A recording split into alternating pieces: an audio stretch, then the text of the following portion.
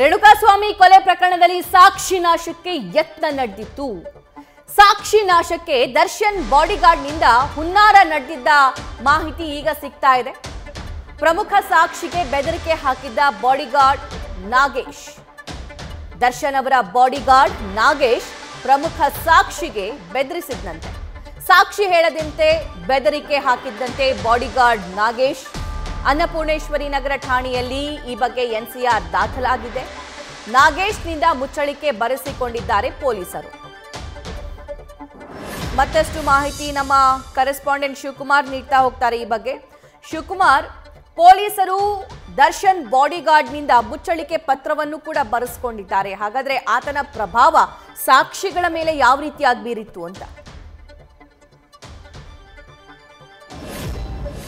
ರೇಣುಕಾಸ್ವಾಮಿ ಹತ್ಯೆ ಪ್ರಕರಣಕ್ಕೆ ಸಂಬಂಧಪಟ್ಟಂತೆ ನಟ ದರ್ಶನ್ ಬಾಡಿಗಾರ್ಡ್ ಆಗಿರುವಂತಹ ನಾಗೇಶ್ ಆತನಿಂದ ಸದ್ಯ ಮುಚ್ಚಳಿಕೆ ಬರೆಸಿಕೊಳ್ಳುವಂತ ಕೆಲಸವನ್ನ ಅನ್ನಪೂರ್ಣೇಶ್ವರಿ ನಗರ ಪೊಲೀಸರು ಮಾಡಿರುವಂತದ್ದು. ಪ್ರಮುಖವಾಗಿ ಪ್ರಕರಣಕ್ಕೆ ಸಂಬಂಧಪಟ್ಟಂತೆ ಕೃತ್ಯ ನಡೆದಂತ ದಿನ ಜೂನ್ 9ನೇ ತಾರೀಕು ನಟ ದರ್ಶನ್ ಪಟ್ಟಣಗೆರೆ ಶೆಡ್ನಲ್ಲಿ ರೇಣುಕಾಸ್ವಾಮಿ ಮೇಲೆ ಹಲ್ಲೆ ಮಾಡಿ ಆತನ ಮೇಲೆ ಮಾರಣಾಂತಿಕವಾಗಿ ಹಲ್ಲೆ ಮಾಡಿದಂತ ಸಂದರ್ಭದಲ್ಲಿ ನಟ ದರ್ಶನ್ ಧರಿಸಿದಂತ ಬಟ್ಟೆಯನ್ನ ಬದಲಾಯಿಸುವಂತ ಸಂದರ್ಭದಲ್ಲಿ ನೋಡಿದಂತ ಪ್ರಮುಖ ಸಾಕ್ಷಿಯನ್ನ ಕರೆಸಿ ಆತನಿಗೆ ಬೆದರಿಕೆ ಹಾಕಿದಂತ ಪ್ರಕರಣಕ್ಕೆ ಸಂಬಂಧಪಟ್ಟಂತೆ ದರ್ಶನ್ ಬಾಡಿಗಾರ್ಡ್ ನಾಗೇಶ್ನಿಂದ ಸದ್ಯ ಮುಚ್ಚಳಿಕೆ ಬರೆಸಿಕೊಂಡಿರುವಂತಹ ವಿಚಾರ ಹೊರಗಡೆ ಬಂದಿರುವಂತದ್ದು. ಅಂದ್ರೆ ಪ್ರಮುಖ ಸಾಕ್ಷಿಯಾಗಿದ್ದಂತ ವ್ಯಕ್ತಿಯನ್ನ ಕರೆಸಿ ಯಾವುದೇ ಕಾರಣಕ್ಕೂ ಕೂಡ ಪ್ರಕರಣಕ್ಕೆ ಸಂಬಂಧಪಟ್ಟಂತೆ ಪೊಲೀಸ್ ಅಧಿಕಾರಿಗಳ ಮುಂದೆ ಆಗಿರ್ಬೋದು, ಜೊತೆಗೆ ನ್ಯಾಯಾಲಯದಲ್ಲಿ ಟ್ರಯಲ್ ಬಂದಂತ ಸಂದರ್ಭದಲ್ಲೂ ಕೂಡ ಬಂದು ಸಾಕ್ಷಿಯನ್ನ ನುಡಿಬಾರ್ದು ಅಂತೇಳಿ ದರ್ಶನ್ ಗನ್ಮ್ಯಾನ್ ನಾಗೇಶ್ ಬೆದರಿಕೆ ಹಾಕಿರುವಂತದ್ದು. ಇದೇ ವಿಚಾರಕ್ಕೆ ಸಂಬಂಧಪಟ್ಟಂತೆ ಅಂದ್ರೆ ಆತನ ಬೆದರಿಕೆಗೆ ಒಳಗಾಗಿದ್ದಂತ ವ್ಯಕ್ತಿ ಅನ್ನಪೂರ್ಣೇಶ್ವರಿ ನಗರ ಪೊಲೀಸ್ ಅಧಿಕಾರಿಗಳ ಗಮನಕ್ಕೆ ತಂದಿರುವಂತದ್ದು. ಆತನ ವಿರುದ್ಧವಾಗಿ ದೂರನ್ನು ಕೂಡ ಕೊಟ್ಟಿರುವಂತದ್ದು.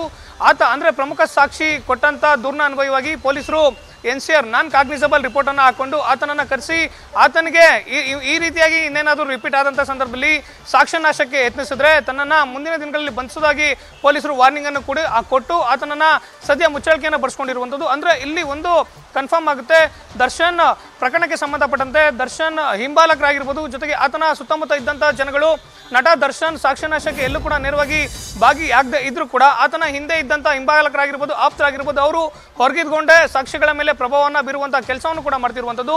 ತನಿಖಾಧಿಕಾರಿಗಳು ಯಾವಾಗ ಪ್ರಕರಣ ಹೈ ಪ್ರೊಫೈಲ್ ಅಂತೇಳಿ ಗೊತ್ತಾಗಿ ದರ್ಶನ್ ಅನ್ನು ಅರೆಸ್ಟ್ ಅನ್ನು ಮಾಡ್ತಾರೆ. ಜೊತೆಗೆ ನಟ ದರ್ಶನ್ ಸದ್ಯ ಜಾಮೀನಿನ ಮೇಲೆ ಹೊರಗಡೆ ಇದ್ರೂ ಕೂಡ ಸಾಕ್ಷಿಗಳನ್ನ ಕಾಪಾಡಿಕೊಳ್ಳುವಂತ ಕೆಲಸವನ್ನ ತನಿಖಾಧಿಕಾರಿಗಳು ಮುಂದುವರಿಸಿರುವಂತದ್ದು. ಅಂದ್ರೆ ಕೊಲೆ ಆದಂತ ದಿನ, ರೇಣುಕಾಸ್ವಾಮಿ ಹತ್ಯೆ ಆದಂತ ದಿನ ತನಿಖಾಧಿಕಾರಿಗಳು ನಟ ದರ್ಶನ್ ಮನೆಗೆ ಹೋಗಿ ಆರ್.ಆರ್. ನಗರದ ಐಡಿಯಲ್ ಹೋಮ್ಸ್ ನಲ್ಲಿ ಇರುವಂತಹ ನಟ ದರ್ಶನ್ ಮನೆಯಲ್ಲಿ ದರ್ಶನ್ ಧರಿಸಿದಂತ ಬಟ್ಟೆಯನ್ನ ಸೀಸ್ ಮಾಡಿಕೊಳ್ಳುವಂತ ಕೆಲಸವನ್ನು ಕೂಡ ಮಾಡಿದ್ರು.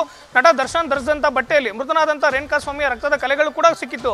ಪ್ರಕರಣದಲ್ಲಿ ನಟ ದರ್ಶನ್ ಬಳಸಿದಂತ ಬಟ್ಟೆ ಕೂಡ ಪ್ರಮುಖವಾದಂತಹ ಸಾಕ್ಷ್ಯ ಆಗಿರೋದ್ರ ಹಿನ್ನೆಲೆಯಲ್ಲಿ ಅವತ್ತು ನಟ ದರ್ಶನ್ ಧರಿಸಿದಂತ ಬಟ್ಟೆಯನ್ನ ಗಮನಿಸುತ್ತಿದ್ದಂತ ವ್ಯಕ್ತಿ ತನಿಖಾಧಿಕಾರಿಗಳ ಮುಂದೆ ಅಂದ್ರೆ ಎಸಿಪಿ ಚಂದನ್ ಅವರ ಮುಂದೆ ಬಂದು ಸಾಕ್ಷಿ ನುಡಿಸುವಂತ ಕೆಲಸವನ್ನು ಕೂಡ ಮಾಡಿದ್ದ. ಇವೆಲ್ಲವನ್ನು ಕೂಡ ಪೊಲೀಸರು ಚಾರ್ಜ್ ಶೀಟ್ ಹಾಗೂ ರಿಮಾಂಡ್ ಅಪ್ಲಿಕೇಶನ್ ಅಲ್ಲಿ ಸಲ್ಲಿಕೆಯನ್ನು ಮಾಡುವಂತ ಕೆಲಸವನ್ನು ಕೂಡ ಹಿಂದೆ ಮಾಡಿದ್ರು. ಆದ್ರೆ ಯಾವಾಗ ಪ್ರಕರಣ ಹೈ ಪ್ರೊಫೈಲ್ ಆಗುತ್ತೆ, ಜೊತೆಗೆ ಸಾಕ್ಷಿ ನುಡಿದಿದ್ದಾರೆ ಅನ್ನೋದು ಗೊತ್ತಾಗ್ತಿದ್ದಂತೆ ನಟ ದರ್ಶನ್ ಬಾಡಿಗಾರ್ಡ್ ಆತನಿಗೆ ಧಮಕಿ ಹಾಕುವಂತ ಕೆಲಸವನ್ನು ಮಾಡಿದ್ದ. ಸದ್ಯ ಪ್ರಕರಣಕ್ಕೆ ಸಂಬಂಧಪಟ್ಟಂತೆ ಒಂದ್ ಕಡೆ ಸಾಕ್ಷಿಗಳನ್ನ ಕಾಪಾಡಿಕೊಳ್ಳುವಂತ ಕೆಲಸವನ್ನ ಪೊಲೀಸ್ ಅಧಿಕಾರಿಗಳು ಮಾಡ್ತಿದ್ದಾರೆ, ಮತ್ತೊಂದು ಕಡೆ ಸಾಕ್ಷಿಗಳಿಗೆ ಪ್ರಭಾವವನ್ನು ಬೀರ್ತಿರುವಂತ ಆರೋಪಿಗಳನ್ನ ಕರೆಸಿ ವಿಚಾರಣೆ ಮಾಡುವಂತ ಕೆಲಸವನ್ನು ಕೂಡ ತನಿಖಾಧಿಕಾರಿಗಳು ಮುಂದುವರಿಸಿರುವಂತದ್ದು. ಸಭಾ